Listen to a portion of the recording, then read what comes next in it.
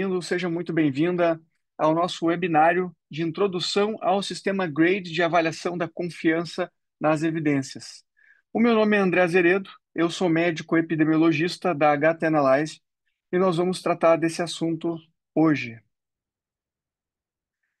Bom, quando a gente faz uma revisão sistemática da literatura, a gente reúne as revisões temáticas, elas reúnem o conjunto de todas as melhores, as evidências disponíveis, não só as melhores, né, todas, independentemente da qualidade no primeiro momento, para a gente entender, ah, tentar obter a melhor resposta para uma determinada questão de pesquisa. Sempre que é tecnicamente factível, quando não há muita heterogeneidade, a gente faz a meta-análise, que é o sumário estatístico da medida do tamanho do efeito. E além da meta-análise, tem outras análises que podem ser feitas, que podem ou complementar a meta-análise ou substituir a meta-análise como análise principal quando tem muita heterogeneidade, que são análise de subgrupos, análise de meta-regressão, a meta-análise em rede e outras abordagens de comparações indiretas, e também outras abordagens analíticas para casos particulares, né, de integração de dados. E a revisão sistemática e esses métodos analíticos todos de meta-análise e essas outras análises subsidiárias vão nos fornecer uma melhor resposta possível, dada a evidência disponível para uma determinada questão de pesquisa. E depois disso, a gente quer o quê? Quer fazer o uso dessa melhor resposta. Ela pode ser usada para aplicação clínica, a gente quer a resposta de efetividade e eficácia e segurança para responder a uma questão que diz respeito aos nossos pacientes. A gente pode também pegar essa resposta que vem da revisão sistemática para incorporar num estudo de avaliação econômica. Então, quem trabalha com economia da saúde e faz modelos econômicos para responder questões sobre, basicamente, se vale a pena financeiramente incorporar uma tecnologia, precisa que o estudo econômico esteja ancorado nas melhores evidências. Daí, é aí que entra uma revisão sistemática na base. E essa melhor resposta também pode ser usada para subsidiar um grupo de trabalho que está fazendo uma diretriz, por exemplo, ou está tomando uma decisão de incorporação ou não de tecnologia no sistema de saúde, como tem a Conitec, como tem o CoSaúde, a ANS, para tomar uma melhor decisão sobre a alocação de recursos, né? Se eles confiam no conjunto de evidências o suficiente e acham o tamanho de efeito suficientemente relevante para que aquela tecnologia seja recomendada numa diretriz ou no sistema de saúde. Bom, e onde é que entra o GRADE?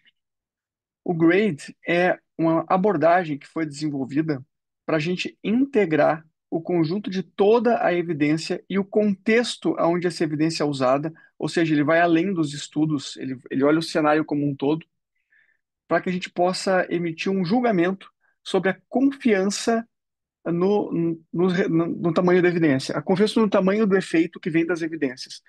Ou seja, a meta-análise vai nos dar um número, mas o quanto esse número é confiável, considerando tudo que a gente sabe sobre ah, aquela questão de pesquisa.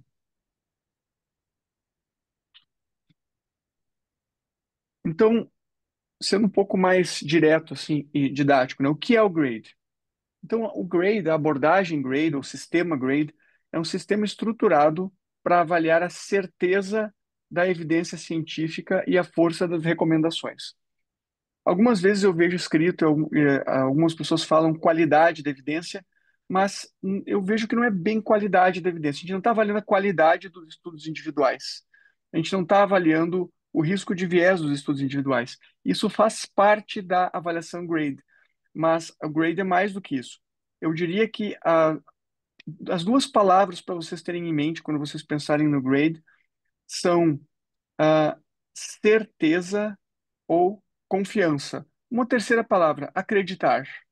Então, o quanto vocês acreditam que aquela resposta que a literatura está dando, ela é verdadeira, ela diz respeito ao mundo real e ela vai funcionar na vida real. Então, qual é a nossa confiança ou a nossa certeza nas evidências científicas que a gente obtém, por exemplo, a partir de uma revisão sistemática com meta-análise?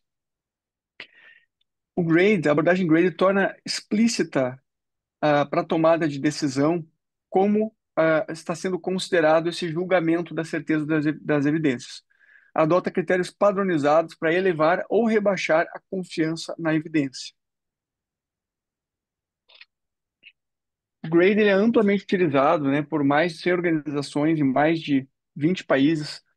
Se tornou, eu diria, padrão de referência internacional para agências de avaliação de tecnologias de saúde e também para muitas diretrizes de especialidades.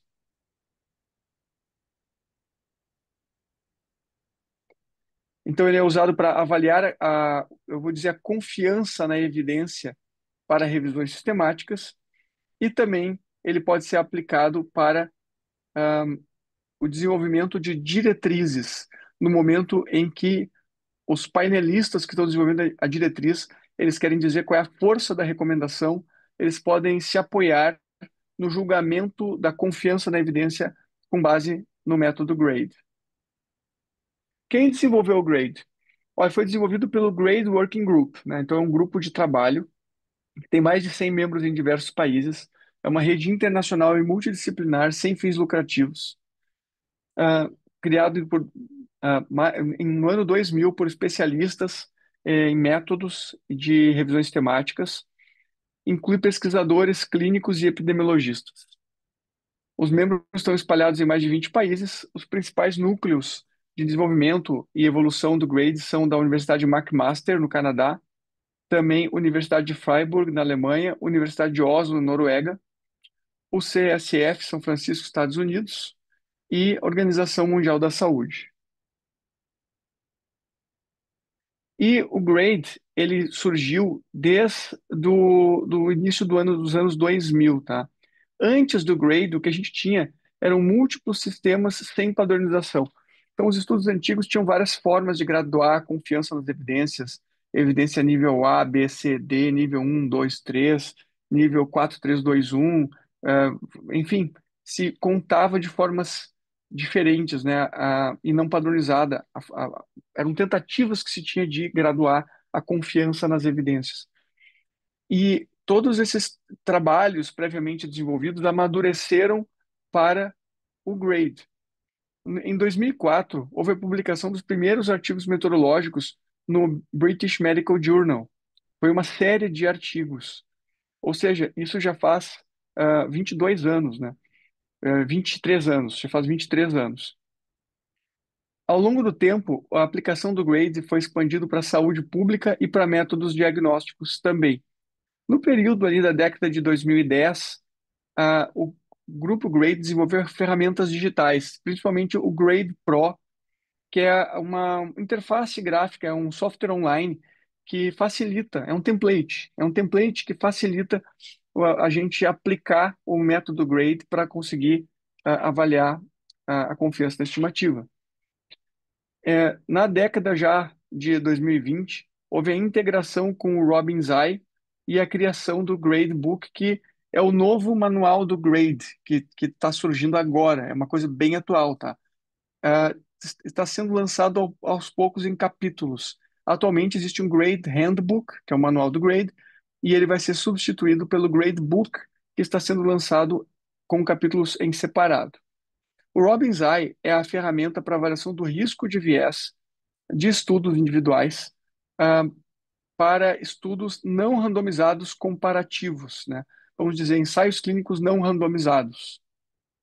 E o Robin's Eye, ele, como o GRADE ele pode partir tanto de estudos randomizados como de estudos não randomizados, foi importante entrar o Robin's Eye para a gente entender que nem sempre um estudo não randomizado ele parte de baixa qualidade de evidência, de baixa confiança na estimativa.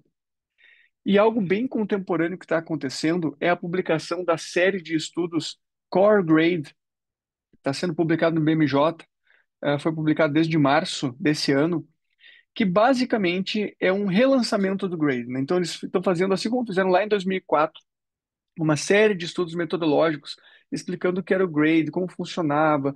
Primeiro um paper geral, depois papers detalhados. Aconteceu a mesma coisa agora, com uma recapitulação geral dos princípios que ainda se aplicam e também uma atualização de tudo que evoluiu nesse período de 20 anos.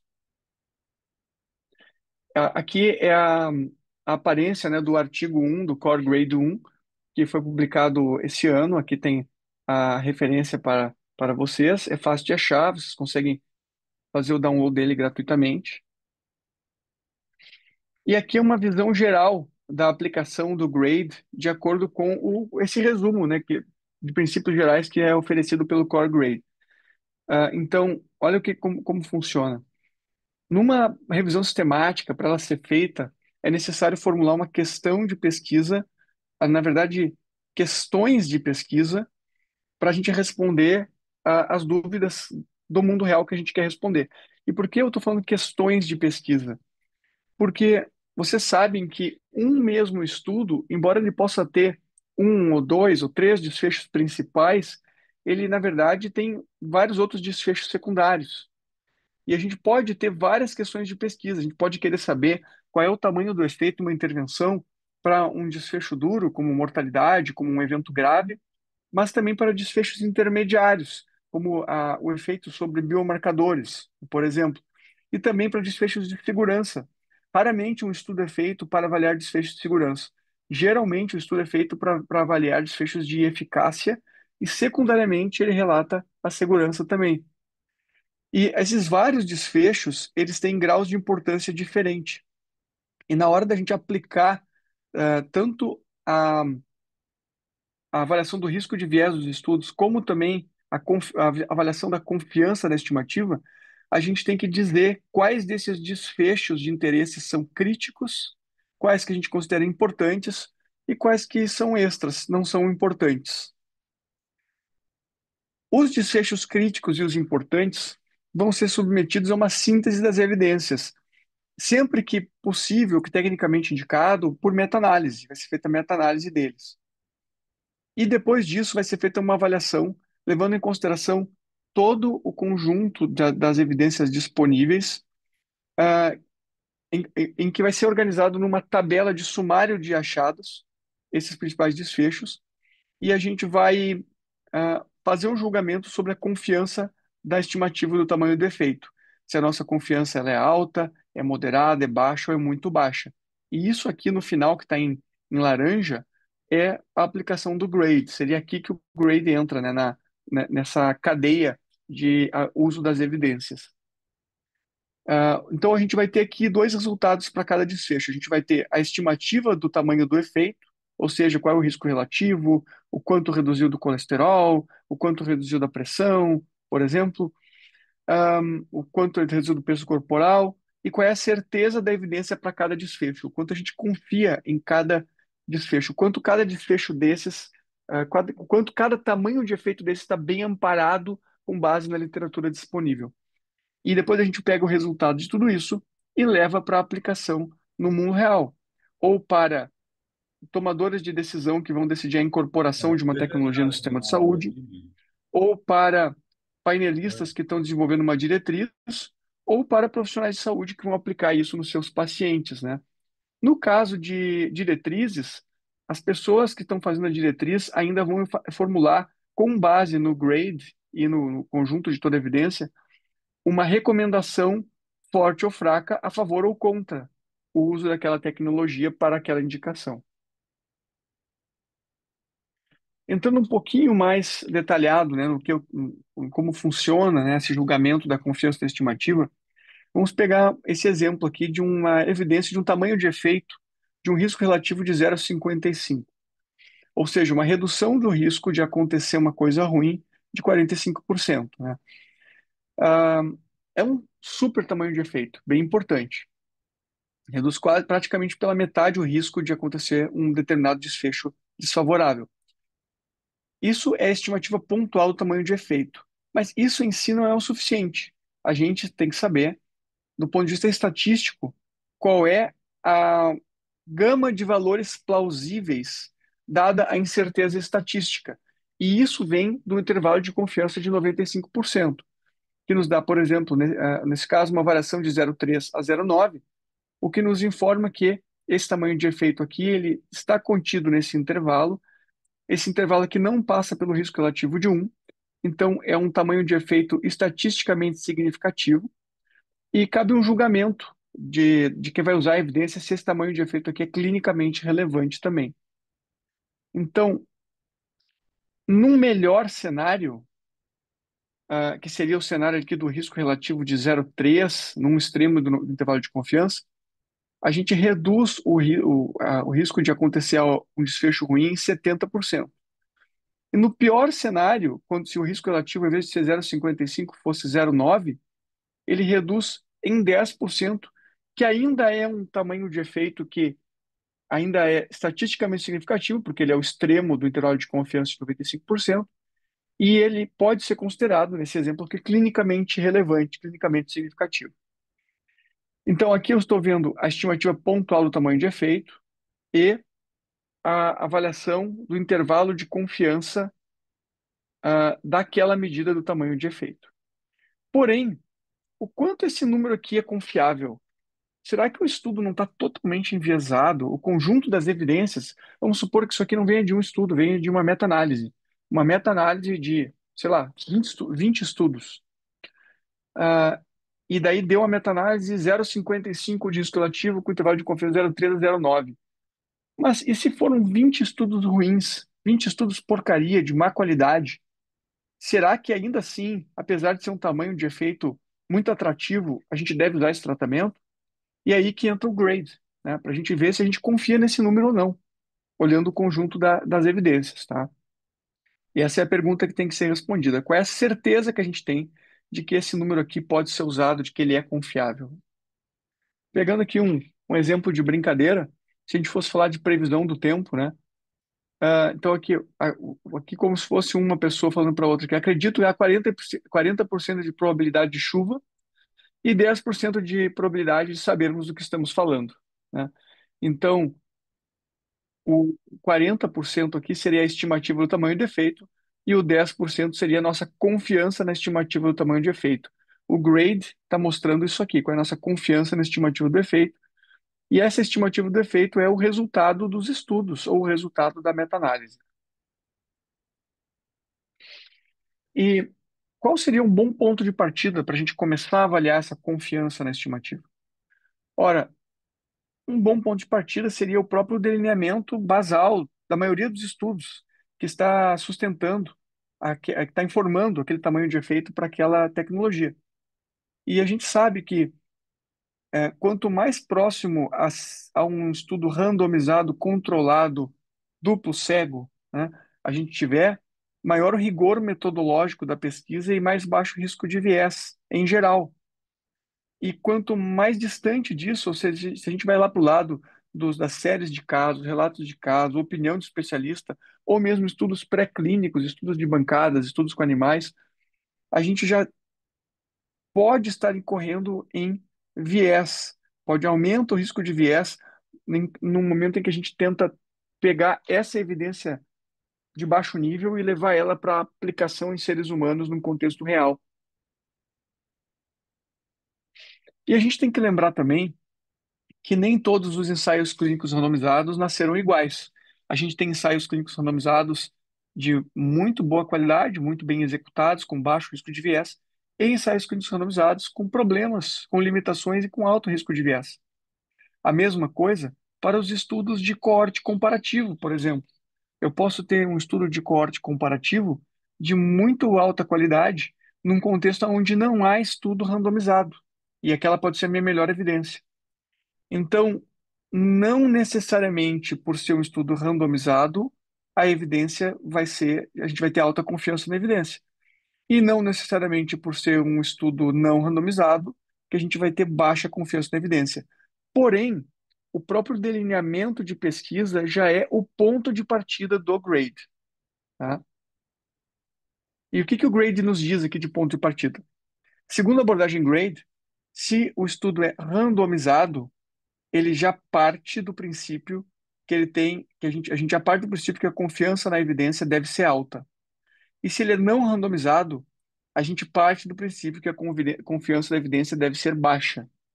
E nós vamos evoluir a partir disso. Então, o GRADE classifica a confiança na evidência nesses 4 degraus: alta confiança, moderada confiança, baixa confiança e muito baixa. O alto quer dizer que tem uma forte confiança de que o verdadeiro efeito esteja próximo daquele estimado. Ou seja, o conjunto dos estudos está medindo o tamanho do efeito que deve ser o tamanho do efeito do mundo real mesmo. O moderado quer dizer que existe uma confiança moderada da estimativa do efeito. O baixo quer dizer que a confiança é limitada e o muito baixo quer dizer que a confiança da estimativa do tamanho do efeito é muito limitada. Existe importante grau de incerteza. E isso é aplicado para cada desfecho. Então, o grade, a gente aplica ele não para um estudo ou para ah, uma questão de pesquisa única, a gente aplica para cada desfecho individualmente. Então, por exemplo, se eu tenho um medicamento que ele tem como desfechos relevantes reduzir o risco de morte, reduzir o risco de ir para a UTI, reduzir o risco de ventilação mecânica, e como evento adverso ele tem aumento do risco de sangramento, por exemplo, eu teria que aplicar o grade para gerar uma nota final, digamos assim, grade, para cada um desses desfechos. Então, um mesmo estudo, ou vamos pegar que a gente tenha, não um estudo, um conjunto de estudos, uma mesma revisão sistemática que tem lá todos os estudos relevantes para aquela questão de pesquisa, ela pode me gerar julgamentos grade diferentes para diferentes desfechos. Talvez por desfecho redução do risco de morte, a confiança da evidência seja moderada. Para redução do risco de ir para a UTI, a confiança pode ser alta. Para o evento adverso sangramento, a confiança na evidência pode ser baixa. Então, essa aplicação é feita por desfecho. O grade, então, avalia a confiança na estimativa para o conjunto da evidência, para cada desfecho de interesse. E o grade, ele não é a avaliação de risco de viés de um artigo.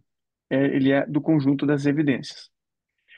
Talvez essa seja a imagem, né, que seja a síntese de todo o nosso webinário hoje, né?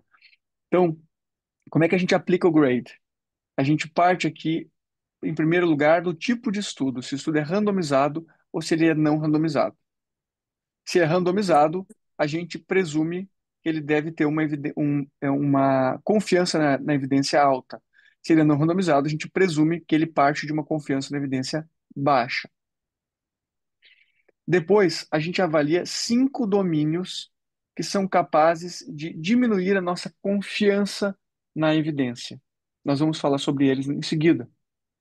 Mas, brevemente, são risco de viés dos estudos, inconsistência, o grau de evidência indireta, imprecisão e viés de publicação. Depois, nós vamos avaliar 3 domínios que podem aumentar a nossa confiança na estimativa, que são gradiente dose-resposta, grande tamanho de efeito e confundidores residuais na direção contrária. E daí a gente vai fazer um novo julgamento. Se a evidência que era do ensaio clínico alta continua alta, ou a evidência que era de um estudo não randomizado, que era baixa, continua baixa. Pode mudar. O que era alto pode ir para moderado, baixo ou muito baixo, e o que era baixo pode acabar chegando em alto, de acordo com esses fatores que influenciam a nossa avaliação da confiança das evidências. Aqui, de novo, né, só para mostrar de outra forma, no formato de régua, o ensaio clínico parte de uma confiança na evidência alta, mas ele pode, depois que a gente aplica, faz o julgamento de acordo com os critérios do grade, ele pode sofrer o downgrade para evidência moderada ou confiança baixa ou confiança muito baixa. E os estudos observacionais, eles partem de baixo. Eles não partem de muito baixo, tá? Eles partem de baixo. São duas cruzinhas. E daqui eles podem continuar muito baixo, desculpe, continuar baixo, ou sofrer o downgrade para muito baixo, ou a gente pode acabar julgando que eles são moderado alto. Uma evolução recente na aplicação do grade é que quando a gente usa a ferramenta da Cochrane Collaboration Robin-Zai para avaliar o risco de viés de estudos comparativos não randomizados, e o Robin-Zai ele nos diz que o risco de viés é baixo, do estudo observacional comparativo, aí, nesse caso, excepcionalmente, o estudo observacional comparativo ele pode partir de alta, como se fosse um ensaio clínico, e não partir de baixa. Então, determinantes da avaliação da nossa confiança na estimativa. Em primeiro lugar, o delineamento, já falamos sobre isso. E agora, os outros determinantes, os 5 fatores que diminuem a nossa percepção. Até está escrito aqui nesse slide qualidade, mas vamos dizer, vamos chamar de confiança, tá? Que diminui a nossa percepção de confiança na estimativa. Um fator, o primeiro fator é limitações metodológicas no delineamento ou execução, ou seja, risco de viés. Se os estudos que originam a estimativa do tamanho de efeito são enviesados, então esse é um fator que dá um downgrade na nossa percepção da confiança na estimativa. O outro fator é inconsistência, heterogeneidade. Ou seja, se a gente vê que cada um dos estudos individualmente da nossa base de evidências está dando resultados muito diferentes um do outro, com pouca sobreposição de intervalo de confiança e com um indicador de inconsistência, um I ao quadrado muito alto, isso indica que a gente tem menos confiança na evidência do que se não houvesse heterogeneidade. Então, é outro fator para fazer o downgrade da confiança. O outro fator é evidência indireta. E aqui, evidência indireta, não confundir com comparação indireta, não é meta-análise indireta, não é isso.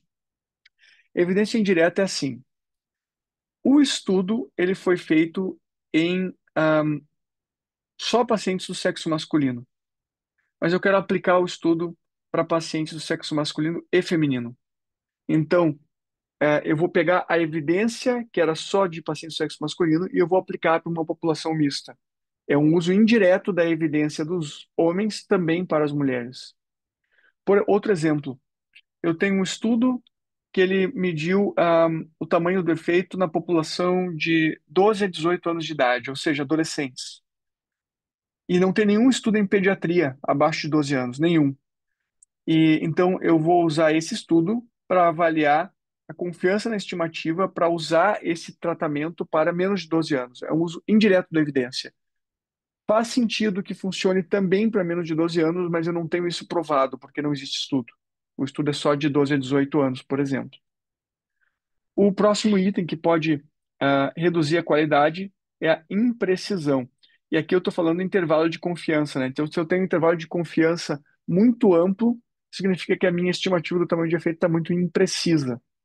Porque aquela questão de pesquisa tem que ser melhor estudada para a gente ganhar precisão, né? Tem que ter mais estudos, mais N, mais pacientes, mais eventos para a gente conseguir enxergar o tamanho do efeito de forma mais precisa. E o último ponto é viés de publicação. Ou seja, se aplicando ferramentas como gráfico de funil, ou teste de Egger, ou teste de Baggs, ou teste de Dick, eu vejo que ah, existe um risco importante de uma parte da literatura ter sido omitida, então a minha estimativa do tamanho de efeito pode estar enviesada. E isso diminui a minha confiança na estimativa do tamanho de efeito. Por fim, os determinantes da qualidade que aumentam a minha confiança no tamanho do efeito são três. São os seguintes. O primeiro deles é grande magnitude de efeito. Se eu tenho um tamanho de efeito gigantesco, né, tenho lá ah, o risco relativo de 0,5, né, que a gente falou antes, é um tamanho de efeito gigantesco. Risco relativo de 0,3, 0,1, né, diminui em 70%, diminui em 90% o risco de algo ruim acontecer. Isso caracteriza uma grande magnitude de efeito. Se o tamanho de efeito é muito grande, isso aumenta a minha confiança na estimativa do tamanho de efeito. Qual é a lógica disso? A lógica é que, mesmo que o estudo esteja enviesado e que o tamanho de efeito não seja tão grande assim, se ele está parecendo muito grande, é porque, no mínimo, existe algum tamanho de efeito. Essa é a lógica, tá? O segundo fator que aumenta a minha confiança na estimativa do tamanho de efeito é confundidor residual na direção oposta, o famoso viés conservador. Ou seja, mesmo jogando tudo contra, ainda assim foi possível demonstrar o tamanho de efeito da nossa intervenção de interesse. Por exemplo, eu quero comparar uma técnica cirúrgica, um método, uma cirurgia com um outro tratamento menos invasivo, uma cirurgia versus um procedimento percutâneo. O que pode acontecer? Pode acontecer que os pacientes dos dois grupos não são bem comparáveis. E eu posso verificar que os pacientes do método percutâneo são, na verdade, mais velhos e mais doentes, em média, do que os pacientes do método do grupo cirúrgico.